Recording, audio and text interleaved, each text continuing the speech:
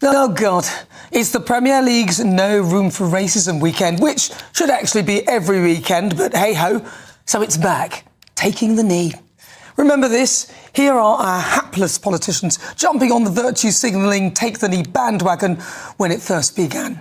People who could actually do something useful about stamping out racism, but what did they do? There you have it, folks. Watch and learn, bending down on one knee.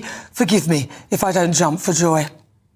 This week, the FA treated us to part of their efforts to stamp out racism from football, but instead of doing something tangible and measurable, some players again bent down on one knee in solidarity to show their support, but some didn't, like Leeds United player Dominic Calvert-Lewin, who is of Jamaican descent. That was in their match against Burnley yesterday. I don't blame him. I wouldn't take it either. Why should the burden of solving racism in football be placed on the shoulders of the players? Taking the knee has achieved absolutely nothing other than making people feel better about themselves for doing absolutely nothing. It started back in 2020 as part of the Black Lives Matter movement during COVID times, clearly by people who had nothing better to do, which, if anybody looks into BLM, will realise that it was run by a criminal who was jailed for over £30,000 of fundraiser fraud, spending much of the proceeds on luxury goods for themselves. The players who took the knee back then got a load of stick. The ones who didn't probably felt guilty or under pressure to do so. And as far as the reason they were doing it, nothing has changed at all. For starters, whilst I'm not one for quotas, half the players are non-white, yet nearly all the managers are white. Why is that? You'd think, given the pool of talented players, there'd be a more diverse mix of people at the top. Something doesn't add up.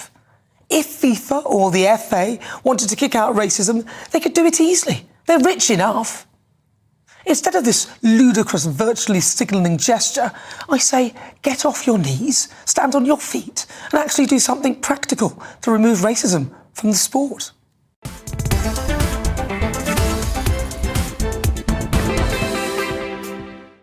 Right, I'm joined in the studio by human rights activist Peter Tatchell. Come on, Peter. I mean, I'm of colour. If somebody bends down to take the knee to tell me, hey, listen, I feel really bad for you because of the racism, I'd be like, is that it? Is that all you're going to do?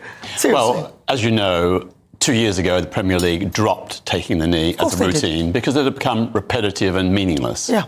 They are reviving it just for this 1 week for the No Room for Racism campaign to highlight racial equality, unity and solidarity, which in principle is a good thing, but I agree it's only a gesture. And of course, it's entirely voluntary. Players are free to not take the knee, which is their right. But you made very good points. You know, standing up to racism is probably better than taking the knee. Bending down on one knee. In fact, one of the players said that. He refused to take the knee. He said, I want to stand up to racism. Exactly. And you have highlighted a very valid point that the top echelons of British football are dominated by white men. Exactly. And nothing against white men. Nothing wrong with that. Lots of great, brilliant white men in the managerial field. But there is a massive underrepresentation of black and ethnic minority people in those top football positions. And that's what really should be tackled if you want to stand up to racism. You see, the thing is, I'm not saying that you have to have exactly the same number of black people. I'm not saying that at all. Yeah. What I am saying is that it's kind of 50-50 in terms of ethnic minorities in football. So why is there not more diversity at the top? Because it just doesn't make sense, does it? If you've got loads of black people and loads of white people and they're all playing football together and it's kind of a 50-50 mix, you would think that some of that would end up at the top end. I'm not saying there should be quota. Yeah. I'm not saying that at all. Yeah. But if that is the diverse ethnic mix of the players, you would think that that would rub off on those making the rules. And somehow it isn't at all. And there are people, many black players, who would love to be managers, but something is obviously stopping them. So what is it at the top there? I don't know. But one suspects that it's a bit of a boys' club. And if you're not in the boys' club, you're pretty much all white boys' club, you don't get a chance. And there are many former top-class black players who would make brilliant managers, brilliant FA officials, brilliant umpires and so on. they're just not getting the chance. Well, and that's what this whole campaign should be focused on. Exactly. Not just I think the gesture's important. I don't think it's not. Gestures send a signal. That's important. There's no signal. But it's not enough. I think it's a cop-out. The fact that it's one weekend only, like one night only, I'm going to show you that I care. That's really nice. But that should be every weekend. Every weekend should be a stand out to racism weekend. And that doesn't mean bending down on one knee. That means practical work to ensure there's no racism on the football grounds, no racism on the pitch, no racism anywhere in the sport. But instead, they're doing one weekend to show us that we're the football authorities. Ridiculous. Football authorities could be doing much more to educate young people in the junior clubs. You know, the volunteer and junior clubs.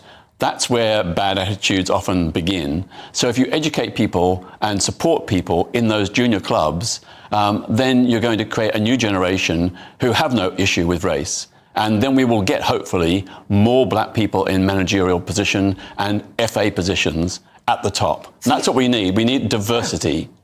Well, I just think that whether it's diverse or not, my bottom line is that it just doesn't add up that you've got so many players who are black and an equal number of players who are white, as in mixed race, and then you've got an equal number who are white. So it's roughly 50-50. It's 37 something, but it's pretty evenly split, which means that you would kind of think that nearer the top that would be quite similar as well, because there'll be lots of players who want to be managers of all races. And again, like I said, I don't think there needs to be quotas or exact representation, but to me it just looks a bit odd when you've got so many great players who could manage and they're not doing it. Yeah, and also lots of individual clubs, the Premier League and the Football Association could be doing educational programmes in schools. That would be far more effective than taking the knee. Well, also the supporters as well. If there's people in the audience or auditorium being rude, chucking bananas on the pitch, we've got everything these days that we can track, see who's done what. There's facial recognition, there's anything. So how about they have some of that there in the stands? I mean, fair enough, they do usually crack down on those fans. Yeah, and those fans do get excluded or fined, and quite rightly. But, you know, I think it's the number one thing to me is education, prevention rather than cure. And we know that most people are good. Most people are kind, compassionate. Let's encourage those values and make sure they're represented on the pitch and in the stands. But what about the knee? Well, should that not go? I think I don't want to see it again. I don't want to see it again. I think for this particular week, for a specific campaign, no room for racism, I think it's fine, but I don't think it should become a general practice because it's lost its resonance and its punch. But I think it's actually worse that they're just having one weekend where they're saying no room for racism. And my point I made on there should be every weekend. They shouldn't need to do any virtue signalling gestures. It should be really straightforward. I don't see what the problem is. Yeah.